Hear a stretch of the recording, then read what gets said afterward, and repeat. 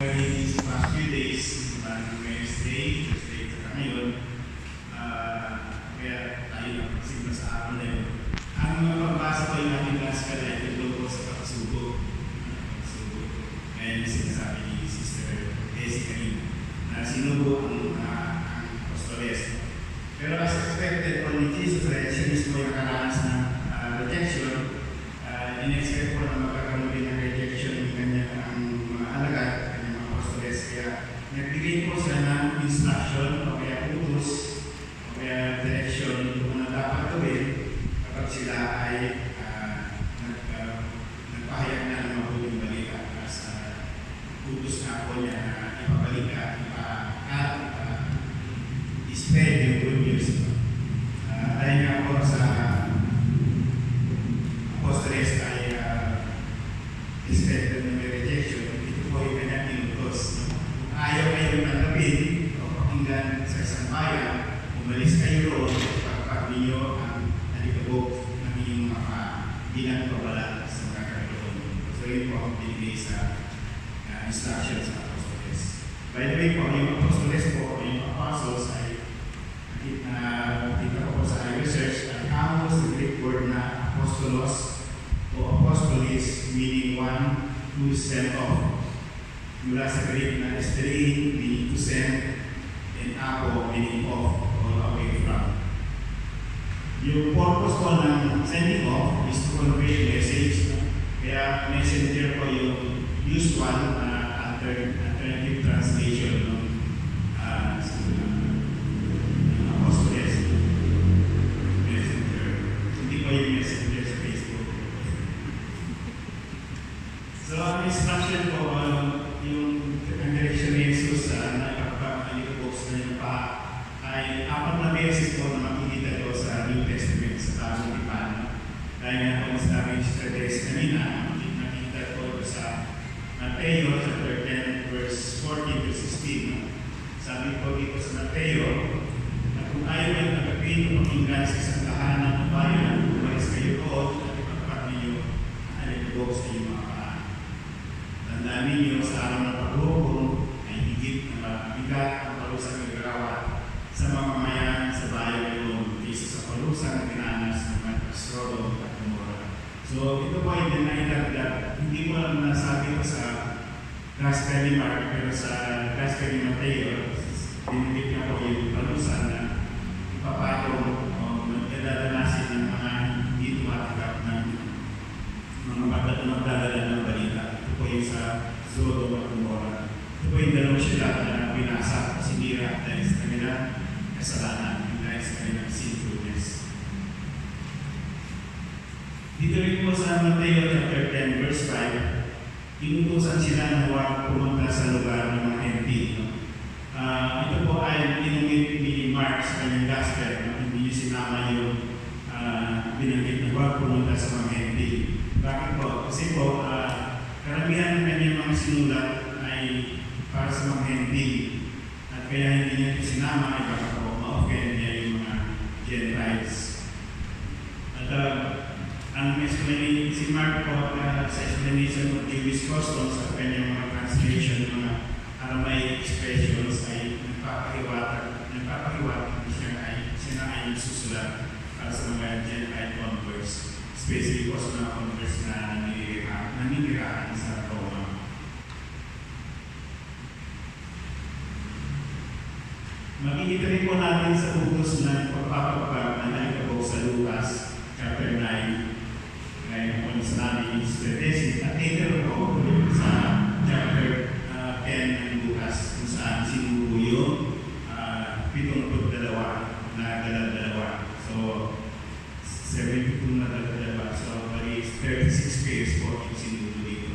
Dito rin po naman din yung pagpapagpag. Ang pagpapagpag po na naikabok sa ating ay isang symbolic act of renunciation po. Isang pagpapakita ng pagtatwin, pagtalikod o pagtiwalag. Isa po itong ritual o practice to invoke a curse on individuals or persons who rejects the message or someone who rejects the messenger this morning. So ito ay panawagan ng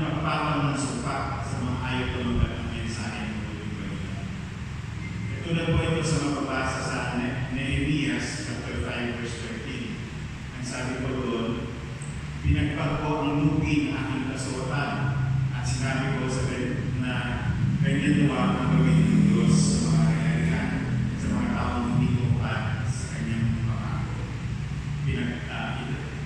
Ipagpinsan sila at maghirap.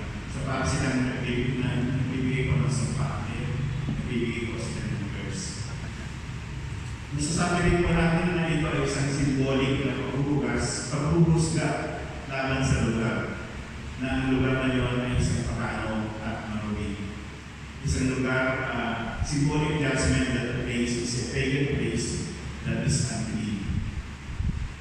So, ang pagpapagpag po ay halos na pareho po ng modern phrase na I wash my hands of it.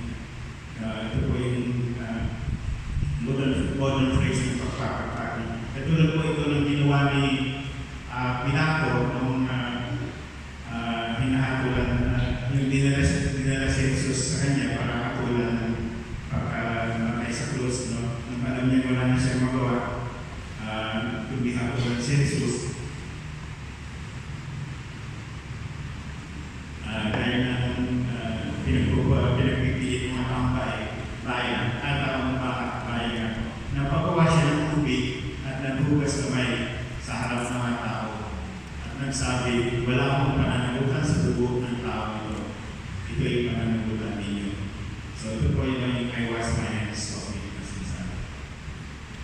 Isang way po ng pagsabi na ako'y alis na ito at hindi nababalik kayo naman. Dahil ito ay kapapakita na ginawa ng mga mensahero ang nakakadapat gawin sa ganung sitwasyon.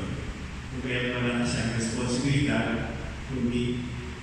kung ano ang tugon o reaksyon ng taong pinuntahan yung tinuluyan. Sinabi ni Jesus sa mga apostoles na pangaral ang mabuting balita sa lahat.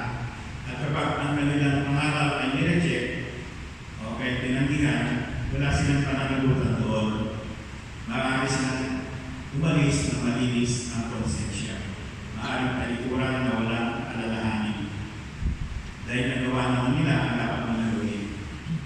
Magagugpon na lang at hindi dapat maging hagdan o hindi dapat pipigil sa paglaganap ng mabuting balita ang mga rejections na ating nararanasan. Sabi nga sa Mateo chapter 7 verse 6, huwag niyong bigay sa aso ang mga banal na bahay para pagkatapos ay kayo pa ang balingan at sa malit.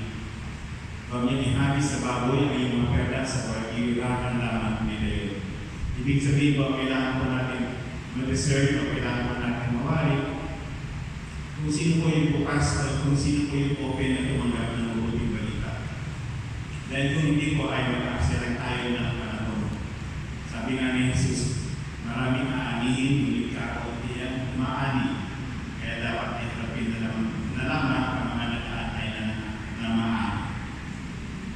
The shaking of the dust of the feet serves as a warning and frees the disciples to move on to more fertile fields. Their responsibility and also our responsibility is faithful proclamation and not just success. We are only responsible for our obedience to God and not for the results of that obedience. We are only responsible for our obedience. We are only responsible for our obedience to God, not for the results of the obedience.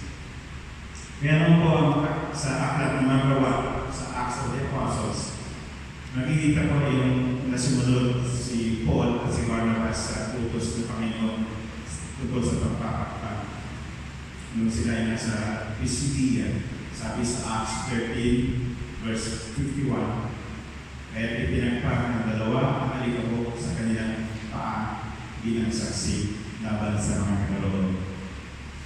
Kaya po sinabi, kaugalingan po natin pagkalit tayo sa patay, papagpag po tayo, dito nga nila